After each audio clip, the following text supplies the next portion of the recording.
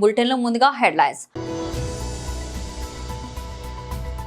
BJP రాష్ట్ర కార్యాలయంలో వీర్ బల్ దివాస్ వేడుకలకు హాజరైన రాష్ట్ర అధ్యక్షుడు శ్రీ ఎన్ రామచంద్రరావు.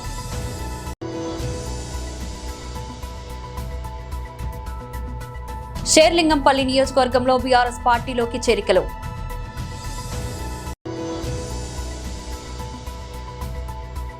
మాజీ మంత్రి YSRCP PSC member Vellampalli Srinivas press meet.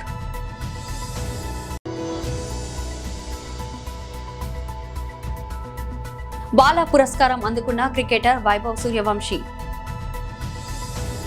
BJP రాష్ట్ర కార్యాలయంలో వీర్ బల్ దివాస్ వేడుకలకు హాజరైన రాష్ట్ర అధ్యక్షుడు శ్రీ ఎన్ రామచంద్రరావు. ఈరోజు అంటే 26 డిసెంబర్ ఈ యొక్క దినాన్ని 2022లో ప్రధానమంత్రి నరేంద్ర మోదీ గారు దీన్ని వీర బాల దివస్ కింద దేశమంతా జరుపుకోవాలి అని చెప్పేసి కూడా ప్రకటించడం జరిగింది. వీర బాల దివస్ అంటే గురు గోవింద్ సింగ్ గారి 4 కొడుకులో 2 కొడుకులు బాబా జోరావర్ సింగ్, బాబా ఫతే సింగ్, ఈ ఇద్దరు 7 సంవత్సరాలు 9 సంవత్సరాలు, బడే షహజాదే చోటే షహజాదే, ఈ ఇద్దరు కూడా ఆ రోజు అప్పుడు ఉన్నటువంటి ఒక ముఘల్ సంబంధించినటువంటి ఒక పాలకులు భారతదేశంలో హిందువులని మతం మార్చుకోమని చెప్పి బలవంతం చేసిన సమయంలో మేము మారము, మేము మా ఒక మతాన్నే మేము నడిపిస్తాము అనేటటువంటి ఒక ఆలోచనతో ఆ రోజు ముఘల్ వారి యొక్క సామ్రాజ్యాన్ని ఎదుర్కొని నిలబడినటువంటి ఈ బాలుల త్యాగాన్ని, బలిదానాన్ని ఈరోజు దేశము ఈ యొక్క తరము కూడా గుర్తించాలని చెప్పేసి కూడా ఈ వీర బాల దివస్ మనం జరుపుకుంటున్నాం.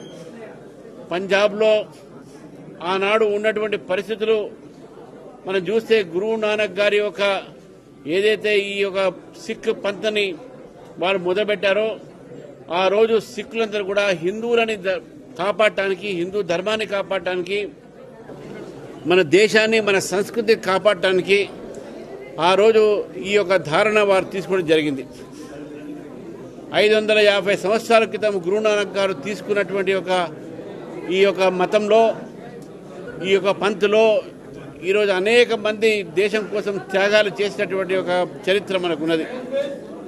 నరేంద్ర మోదీ గారు వచ్చిన తర్వాత సిక్ సమాజానికి మొట్టమొదటిగా కర్తా సాహెబ్ కారిడార్ని దాదాపు 120 కోట్లతోని పూర్తి చేసి అటు సిక్కులకు పాకిస్తాన్లో ఉన్నటువంటి ఒక గురుద్వారాలు కూడా పోవటానికి అవకాశం కలిగించారు.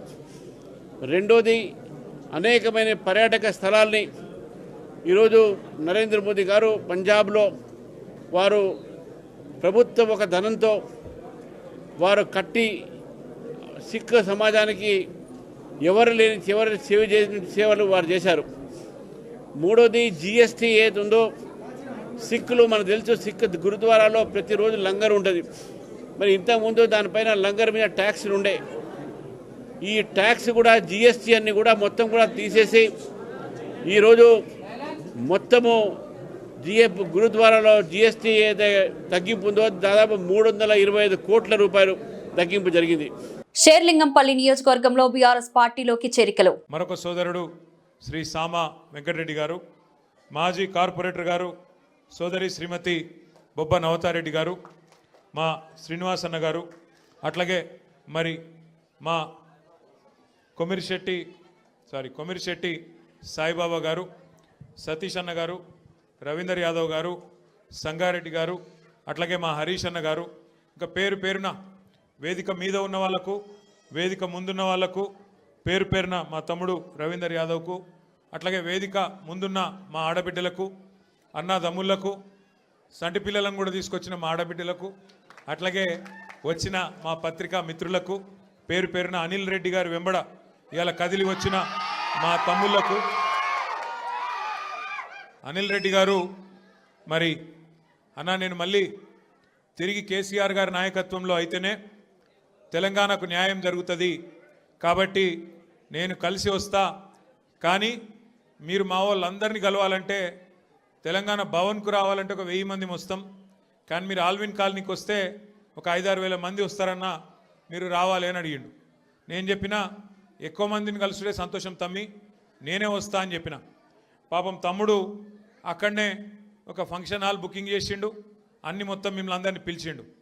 పిలిస్తే ఇక మీ ఎమ్మెల్యే గారు కేసీఆర్ దయతోని మీ ఆశీర్వాదంతో మీరందరూ ఓట్లేస్తే కారు గుర్తు మీద గెలిచిన ఎమ్మెల్యే ఇవాళ మరి మన పార్టీలోకి అనిల్ రెడ్డి వస్తానంటే ఆ ఫంక్షన్ హాల్లోనికి ఫోన్ చేసి బెదిరించిండట.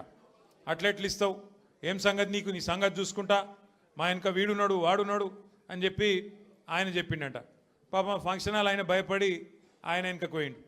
దాంతో అనిల్ని ఇంకా చాలా ఇబ్బంది పెట్టిండ్రు, ఇంకా చాలా చాలా బెదిరించే ప్రయత్నం కూడా చేసినారు. కానీ సతీష్ను కూడా, మన ఎర్రబెల్లి సతీష్ను కూడా ఇబ్బంది పెట్టినారు, ఇబ్బంది పెట్టే ప్రయత్నం చేస్తూనే ఉన్నారు. కానీ ఇవాళ మొక్కవోని ధైర్యంతో వేలాదిగా మా ఆడబిడ్డలను అన్నదమ్ములను తీసుకొని పార్టీలోకి విచ్చేస్తున్న మీకు మళ్ళొక్కసారి తిరిగి హృదయపూర్వకంగా స్వాగతం సుస్వాగతం తెలియజేస్తూ, ఒకటి మాత్రం పక్కా, 2 ఏళ్ళు అయిపోయింది ప్రభుత్వం వచ్చి, మీరు చూస్తున్నారు ఏం జరిగిందయ్యా. కాంగ్రెస్ ప్రభుత్వం మార్పు మార్పు మార్పు అని చెప్పి ఊదరగొట్టి ప్రజలకు హామీలిచ్చి అధికారంలోకి వచ్చి 2 ఏళ్ళు అయ్యి ఏం జరిగింది ఏం ఒరిగింది అంటే 3 జరుగుతున్నాయి. కూల్చివేతలు, పేల్చివేతలు, ఎగవేతలు. గంతే. ఈ ప్రభుత్వం ఏందా అంటే కట్టే కొట్టే తెచ్చే అని చెప్పినట్టు కూల్చివేతలు, పేల్చివేతలు, ఎగవేతలు. కూల్చివేతలు హైడ్రాన్ పెట్టి పేదోళ్ళ ఇల్లు కూలగొట్టుడు, మొత్తం ఆల్విన్ కాలనీకి వెళ్ళి మొదలు పెడితే అన్ని బస్తీలలో ఇల్లు కూలగొట్టుడు తప్ప ఒక్క హైదరాబాద్లో ఒక్క ఇటుక పెట్టింది లేదు, ఒక ఇల్లు కట్టింది లేదు. ఇందిరమ్మ పేరు చెప్పుకొని బతుకుడు తప్ప ఒక్కటంటే ఒక్కటి మంచి పని మాత్రం గరీబోళ్లకు చేసింది లేదు ఈ ప్రభుత్వం వచ్చినాక. మాజీ మంత్రి YSRCP PSC member Vellampalli Srinivas press meet. ఏదైతే తిరుమల తిరుపతి దేవస్థానంలో తొక్కిసలాట జరిగిందో ఇది తిరుమల తిరుపతి దేవస్థానం పాలక మండలి కానీ అధికారులు కానీ పూర్తిగా కూడా కూటమి ప్రభుత్వ వైఫల్యం అని చెప్పి మీకు అందరికీ కూడా తెలియపరచుకుంటున్నాను. గతంలో ముక్కోటి ఏకాదశికి జరిగిన ఘటనలు కావచ్చు, గోశాల సంబంధించిన ఘటనలు కావచ్చు, తిరుపతిలో ఈ కూటమి ప్రభుత్వం ఏర్పడ్డాక అనేక ఘటనలు జరుగుతున్నప్పటికీ కూడా తిరుమల తిరుపతి చైర్మన్ మిస్టర్ నాయుడు గారు కావచ్చు, బిఆర్ నాయుడు గారు కావచ్చు, అదేవిధంగా తిరుమల తిరుపతి స్థానం జేఈఓ వెంకయ్య చౌదరి గారు కావచ్చు, పాలక మండలి కావచ్చు, ఇతర అధికారులు కావచ్చు, కూటమి ప్రభుత్వం కావచ్చు, ఎవరు కూడా ఎటువంటి బాధ్యత లేకుండా తిరుమల తిరుపతి దేవస్థానం యొక్క పరిపాలన గాలికి వదిలేసి, ఎందుకంటే గురువారం క్రిస్మస్, శుక్ర శని ఆదివారం సెలవులని చెప్పని 4 రోజులు సెలవులని చెప్పని తిరుమల తిరుపతి దేవస్థానానికి భక్తులు వచ్చే సంగతి మీకు తెలియదా?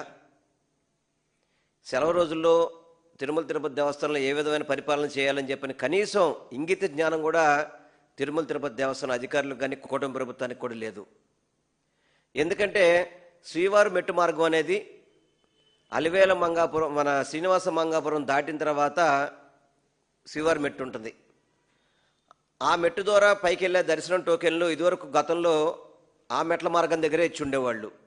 ఇప్పుడు ఆ టికెట్స్ కూడా అక్కడ ఎవరైతే మెట్ల మీద వెళ్తున్నారో ఆ మెట్ల మార్గం, శ్రీవారి మెట్టు మీద మెట్ల మార్గం మీద వెళ్ళే వారి టికెట్స్ టోకెన్స్ కూడా అలిపిరి దగ్గర భూదేవి కాంప్లెక్స్లో ఇవ్వడం ఏంటి అసలు నాకు అర్థం కావట్లేదు. ఎందుకు మార్చారు మీరు? ఎందుకు మార్చాల్సిన అవసరం వచ్చింది? అంటే భక్తులకి ఎప్పుడైనా కానీ మెరుగైన సౌకర్యాలు ఇస్తారా, భక్తులకి ఎప్పటికప్పుడు ఇబ్బంది పెట్టాలని ప్రయత్నం చేస్తారనేది నేను సూటిగా టీటీడీ పాలక మండలి కావచ్చు, చైర్మన్ కావచ్చు, కూటమి ప్రభుత్వంలో ఉన్న నాయకులందరికీ కూడా నేను సూటిగా ప్రశ్నిస్తాను. అంటే మీ దగ్గర అలిపిరి దగ్గరికి వచ్చి టోకెన్లు తీసుకొని మళ్ళీ శ్రీవారి మెట్టు దగ్గరికి వెళ్ళి పై కొండ మీద నడుచుకుంటూ వెళ్తారా? అంటే మీకు భక్తులకి సౌకర్యాలు అంటే ఇవేనా? మీరు మెరుగైన సౌకర్యాలు ఇవేనా మీరు చేసేది? గతంలో ఉన్న శ్రీవారి మెట్ల దగ్గర టోకెన్ ఎందుకు తీసేశారు మీరు అక్కడ? అంటే భక్తులు శ్రీవారి మెట్లు ఎక్కద్దు, మీరు తిరుపతి రావద్దు అని చెప్పని భక్తులకి తప్పుడు సంకేతాలు చేసే విధంగా ఈ కూటమి ప్రభుత్వము, టీటీడీ అధికారులు, పాలక మండలి చేస్తుంది. ఇది చాలా బాధాకరం. తిరుపతి రావాలంటే భయపడే విధంగా తిరుమల వెంకటేశ్వర స్వామిని చూడడానికి ప్రపంచవ్యాప్తంగా కూడా భక్తులు వస్తుంటారు. అటువంటి భక్తులు ఎవరిని కూడా మీరు తిరుపతి రావడానికి భయపడే విధంగా ఈ పాలక మండలి పనితీరు కనబడుతుంది. బీహార్కు చెందిన 14 ఏళ్ల యువ క్రికెటర్ వైభవ్ సూర్యవంశీ అరుదైన గౌరవాన్ని అందుకున్నాడు. క్రీడల విభాగంలో అతను కనబర్చిన అసాధారణ ప్రతిభ గుర్తింపుగా ప్రధానమంత్రి రాష్ట్రీయ బాల పురస్కార్ వరించింది. ఢిల్లీలోని రాష్ట్రపతి భవన్లో శుక్రవారం జరిగిన కార్యక్రమంలో రాష్ట్రపతి ద్రౌపది ముర్ము చేతుల మీదుగా వైభవ్ ఈ పురస్కారాన్ని స్వీకరించాడు. ఈ పురస్కార ప్రధానోత్సవం కారణంగా వైభవ్ ప్రస్తుతం జరుగుతున్న విజయ్ హజారే ట్రోఫీలో మణిపూర్తో జరిగిన మ్యాచ్ కి దూరంగా ఉండాల్సి వచ్చింది. అంతకుముందు అరుణాచల్ ప్రదేశ్ తో జరిగిన మ్యాచ్ లో వైభవ్ 190 పరుగులతో అద్భుత ప్రదర్శన చేసిన సంగతి తెలిసిందే. అవార్డుల కార్యక్రమంలో పాల్గొనేందుకు ఉదయం 7 గంటలకే రాష్ట్రపతి భవన్ కు హాజరు కావడంతో అతను మ్యాచ్ ఆడలేకపోయాడు. ఈ సందర్భంగా రాష్ట్రపతి ద్రౌపది ముర్ము మాట్లాడుతూ పురస్కారాలు అందుకున్న చిన్నారులను అభినందించారు. మీ విజయాల దేశం మొత్తానికి స్ఫూర్తినిస్తాయి. మీలాంటి ప్రతిభావంతుల వల్లే భారతదేశం ప్రపంచ వేదికపై వెలుగొందుతుంది అని ఆమె అన్నారు. వైభవ్ తో పాటు వివిధ రంగాలకు చెందిన మరో 19 మంది చిన్నారులు కూడా ఈ పురస్కారాన్ని అందుకున్నారు. కాగా వైభవ్ ఈ సీజన్లో విజయ హజారే ట్రోఫీలో ఆడే అవకాశం లేదు. జనవరి 15 నుంచి ప్రారంభం కానున్న అండర్-19 ప్రపంచ కప్ కోసం సన్నద్ధమయ్యేందుకు అతడు త్వరలోనే భారత జట్టుతో చేరనున్నట్లు సమాచారం. సిపిఐ పార్టీ 101వ వార్షికోత్సవం సందర్భంగా సిపిఐ రామగుండం నగర సమితి ఆధ్వర్యంలో స్థానిక భాస్కరరావు భవన్లో మరియు గోదావరికని చౌరస్తాలో సిపిఐ రాష్ట్ర సమితి సభ్యులు గౌతమ్ వాగవర్ధన్, గోసికా మోహన్ సిపిఐ పతాకాన్ని ఆవిష్కరించారు. అంతకంటే ముందు రామగుండం నగరంలోని ఎల్బీ నగర్లో మార్కాపురి సూర్య, జవహర్ నగర్లో సిరా మైసయ్య, జనగామలో రమేష్ కుమార్, లెనిన్ నగర్లో తాళ్లపల్లి మల్లయ్య, పవర్ హౌస్ కాలనీలో మెట్టిటి శంకర్, రామ్నగర్ చిందం భూమయ్యలు, బస్తీలలో సిపిఐ పతాకాన్ని ఆవిష్కరించారు. అనంతరం స్థానిక భాస్కరరావు భవన్లో చౌరస్తాలో జరిగిన ఆవిర్భావ వేడుకలో సిపిఐ రాష్ట్ర సమితి సభ్యులు గౌతమ్ గోవర్ధన్, గోసికా మోహన్, సిఎస్సిడబ్ల్యూ బ్రాంచ్ కార్యదర్శి ఆర్ఎల్ఈ పోషంలు మాట్లాడారు.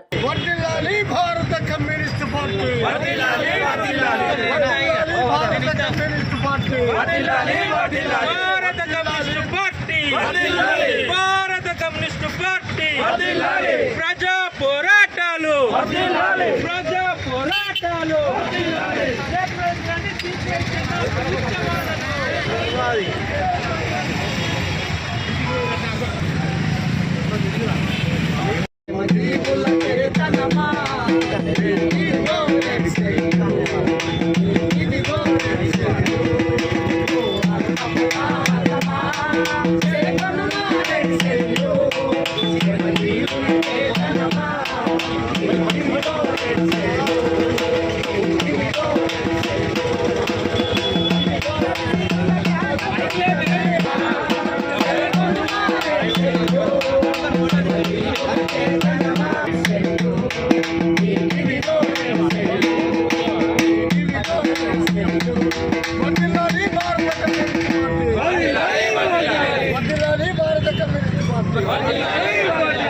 భారత కమ్యూనిస్టు పార్టీ భారత గడ్డపై ఆవిర్భవించి 100 సంవత్సరాలు పూర్తి చేసుకున్నటువంటి సందర్భంలో ఈరోజు దేశవ్యాప్తంగా సిపిఐ పక్షాన ఎర్ర జెండాలు ఎగరేస్తూ ఉత్సవాలను ఘనంగా జరుపుకోవడం అనేది జరుగుతుంది.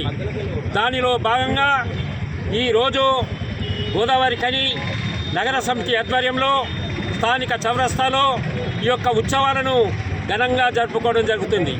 కామ్రేడ్స్ 1925 డిసెంబర్ 26వ తేదీన కాన్పూర్లో భారత కమ్యూనిస్టు పార్టీ ఆవిర్భవించడం జరుగుతుంది. ఆనాటి నుంచి ఈ 100 సంవత్సరాలుగా ఈ భారతదేశంలో కార్మిక, కర్షక, విద్యార్థి అనేకమైనటువంటి సంఘాలను ఏకం చేస్తూ ప్రజా పోరాటాలు నిర్మాణం చేసుకోవడం అనేది జరుగుతుంది. ముఖ్యంగా దేశంలో కానీ రాష్ట్రంలో కానీ కేంద్ర రాష్ట్ర ప్రభుత్వాల ప్రజా వ్యతిరేక, కార్మిక వ్యతిరేక విధానాలను నిరసిస్తూ కార్మికులను, ప్రజలను ఐక్యపరుస్తూ ప్రజా పోరాటాలు నిర్మించుకోవడం జరుగుతుంది.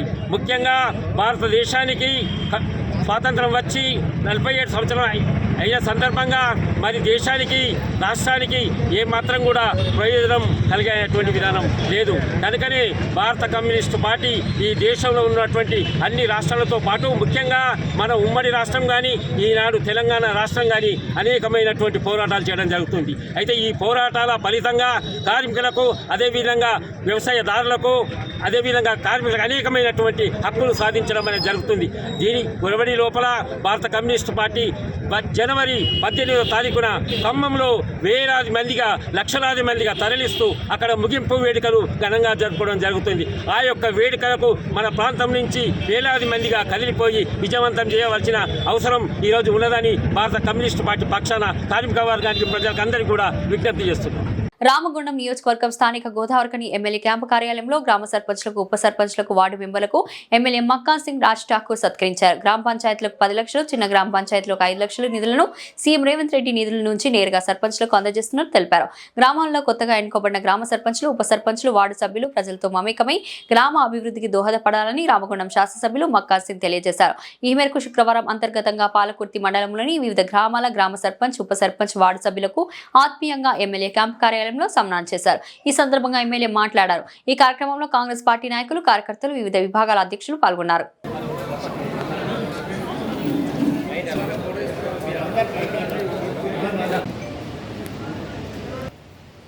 ఈరోజు విజయాన్ని సాధించి వచ్చినటువంటి సర్పంచ్ సోదరులకి, వార్డు మెంబర్లకి, ఉప సర్పంచ్లకి, ఎన్నికల్లో పోటీ చేసి ఓడిపోయినా నేను కాంగ్రెస్ కార్యకర్తనే అని చెప్పి సహకరిస్తూ పార్టీతో ఉంటాను వచ్చినటువంటి ప్రతి ఒక్క నాయకుడు నూతన సంవత్సర శుభాకాంక్షలు అడ్వాన్స్. చాలా సంతోషం. మీ అందరిని పిలిచి మీతో ఒక ఆత్మీయ కలయిక చేస్తూ మాట్లాడాలి, మీకు చిరు సత్కారం చేయాలి, మీతో కలిసి భోజనం చేయాలని చెప్పి ఒక ఆలోచన ఉన్నాయి. 2 సంవత్సరాలైంది నేను కూడా శాసనసభ్యుడిని. మీరందరూ కలిసి రాజకీయాలకు అతీతంగా ప్రతి పల్లెల్లో, ఇటు పట్టణంలో సుమారుగా 1,00,000 మంది వరకు ఇలా ఓటు చేసి గెలిపించారు. అనేక సార్లు ఓడిపోయినా మిమ్మల్ని వదలలేదు. మన పల్లెవాసి, మన స్థానికుడు అనే అవకాశం ఇచ్చినటువంటి మీ అందరికీ కూడా ధన్యవాదాలు మరొకసారి. రాష్ట్ర ముఖ్యమంత్రి రేవంత్ రెడ్డి గారు, అదే మాదిరిగా డిప్యూటీ చీఫ్ మినిస్టర్ బట్టి విక్రమార్క గారు, మనందరి ప్రియతమ నాయకులు శ్రీధర్ బాబు గారు, క్యాబినెట్ ఉన్న ప్రతి ఒక్క మంత్రివర్యులు, జిల్లాకు సంబంధించిన శాసనసభ్యులు, పార్టీకి సంబంధించిన పిసిసి ప్రెసిడెంట్తో పాటు అందరం కూడా గతంలో ప్రభుత్వం రాకమునుపు ఈ ప్రాంతానికి వచ్చి ఈ ప్రాంతంలో మనం పోరాడిన సమస్యలపై పూర్తిగా అవగాహన ఉన్న వ్యక్తులుగా మరి జిల్లాలో, రాష్ట్రంలో ముఖ్యమంత్రి స్థాయిలో పెద్దపల్లి జిల్లాకు మంత్రిగా ఉన్న శ్రీధరన్ గారి సహకారంతో ఈరోజు రామగుండంలో ఇచ్చిన మాట ప్రతి ఒక్కటి నెరవేర్చాలి, పూర్వ వైభవాన్ని మళ్ళీ నిర్మాణం చేసి సాధించాలి. యావత్ తెలంగాణకు నీళ్లు ఇస్తున్న ఏమాపల్లి ఈ ప్రాంతంలో త్యాగం చేసి, భూములను త్యాగం చేసి తెలంగాణకు సాగునీరు, తాగునీరు ఇస్తున్న మనకు చుక్క నీరు వస్తున్న రాని తరుణంలో అనేక పోరాటాలు చేస్తే ప్రభుత్వం వచ్చినాక వెంటనే చేస్తామని చెప్పి ఇవాళ సాగు నీరు ఇప్పించే కార్యక్రమంలో యుద్ధ ప్రతిపాదన పూర్తి చేసినటువంటి ఘనత ఈరోజు ప్రభుత్వానికి దక్కింది. ప్రజా వ్యతిరేక నినాదాలతో దేశాన్ని వెనక్కి నడిపిస్తున్న బీజేపీ పాలనపై ఆమ్ ఆద్మీ పార్టీ తెలంగాణ తీవ్ర విమర్శలు గుప్పించింది. హైదరాబాద్ దోమలగూడలో ఆమ్ ఆద్మీ పార్టీ కార్యాలయంలో శుక్రవారం విలేకరుల సమావేశం నిర్వహించారు. ఈ సందర్భంగా ఆప్ తెలంగాణ రాష్ట్ర వింగ్ అధ్యక్షులు హేమా జిల్లు మాట్లాడుతూ దేశంలో బీజేపీ ప్రభుత్వం ప్రజాస్వామ్య విలువలను తుంగలో తొక్కుతూ కార్పొరేట్ శక్తులకు అనుకూలంగా పాలన సాగిస్తుందని ఆరోపించారు. ధరల పెరుగుదల, నిరుద్యోగం, రైతుల సమస్యల విషయంలో కేంద్ర ప్రభుత్వం పూర్తిగా విఫలమైందని విమర్శించారు. ప్రజా సమస్యలపై ప్రశ్నించే వారిపై అక్రమ కేసులు నమోదు చేస్తూ ప్రజాస్వామ్యాన్ని కూని చేస్తుందని మండిపడ్డారు. మహిళల భద్రతా అంశంలోనూ కేంద్ర ప్రభుత్వం తీవ్ర నిర్లక్ష్యం వహిస్తుందని తెలిపారు. ఢిల్లీ, పంజాబ్ రాష్ట్రాల్లో ఆమ్ ఆద్మీ పార్టీ అమలు చేస్తున్న ప్రజాపాలన మోడల్ దేశానికి ఆదర్శంగా నిలుస్తుందని, అదే పాలన నమూనాను తెలంగాణలో అమలు చేయడమే ఆమ్ ఆద్మీ పార్టీ లక్ష్యమని హేమా జిల్లు స్పష్టం చేశారు.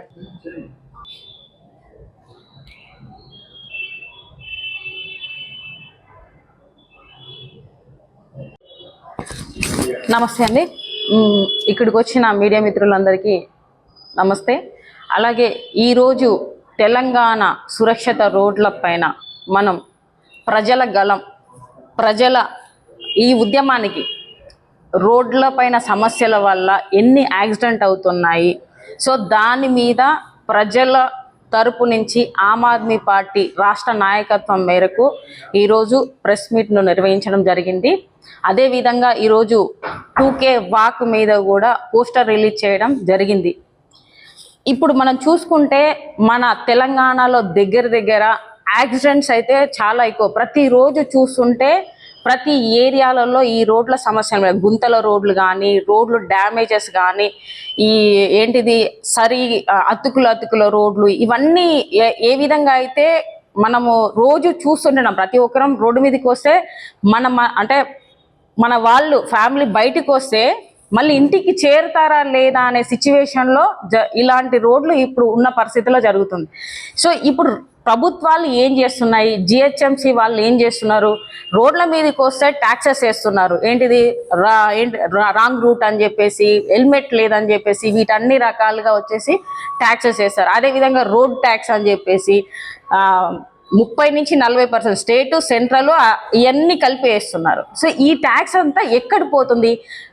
ఈ రోడ్ల ట్యాక్సులు ఇంత ఉన్నా కానీ రోడ్లు ఎందుకు ఇప్పటిదాకా రిపేర్లు అంటే ఓన్లీ అక్కడ మట్టేస్తారు, మనము GHMCలో ఏదన్నా వచ్చేసి కంప్లైంట్ ఇచ్చినామంటే దాన్ని పూడ్పడానికి ట్రై చేస్తారు. మళ్ళీ అది 2 రోజుల తర్వాత సేమ్ అదే పొజిషన్కి వస్తుంటుంది. దాన్ని పర్మనెంట్గా ఇప్పటిదాకా కొన్ని సంవత్సరాలైంది మన తెలంగాణలో అన్ని పర్మనెంట్గా రోడ్ చేయడం. ఎప్పటికప్పుడు సెంట్రల్ నుంచి కానీ స్టేట్ నుంచి కానీ ఫండ్స్ వస్తున్నప్పుడు వీళ్ళు ఏం చేస్తున్నారు? ఈ రేవంత్ రెడ్డి ప్రభుత్వం కానీ కాంగ్రెస్ ప్రభుత్వం కానీ వచ్చి 2 సంవత్సరాలు అయింది.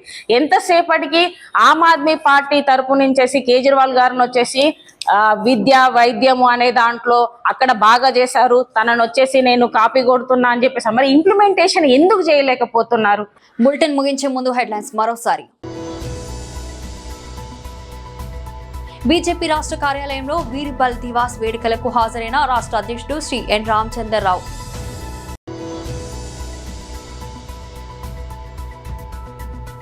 షేర్లింగంపల్లి నియోజకవర్గంలో బీఆర్ఎస్ పార్టీలోకి చేరికలు.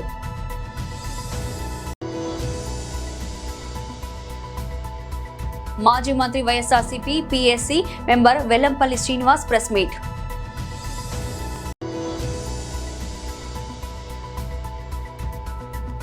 బాల పురస్కారం అందుకున్న క్రికెటర్ వైభవ్ సూర్యవంశీ.